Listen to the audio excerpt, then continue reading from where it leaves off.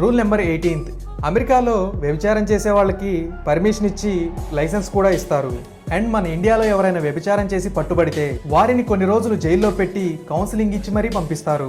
కానీ నార్త్ కొరియాలో మాత్రం ఎవరైనా వ్యభిచారం చేసినా, దొంగతనం చేసినా అండ్ సౌత్ కొరియా వాళ్ళతో మాట్లాడినా వాళ్ళని బహిరంగంగా మరణదండన శిక్ష అనేది విధిస్తారు. మరియు దేశ ప్రజలు సౌత్ కొరియా వాళ్ళని శత్రువులుగా భావించాలి. Fact number 19. కిమ్ జాన్ తండ్రి కిమ్ జాన్ ఇల్ చనిపోయి 10 సంవత్సరాలనే సందర్భంగా ఆ దేశంలో 11 రోజులు సంతాప దినాన్ని స్థాపించాలని ఆదేశించాడు.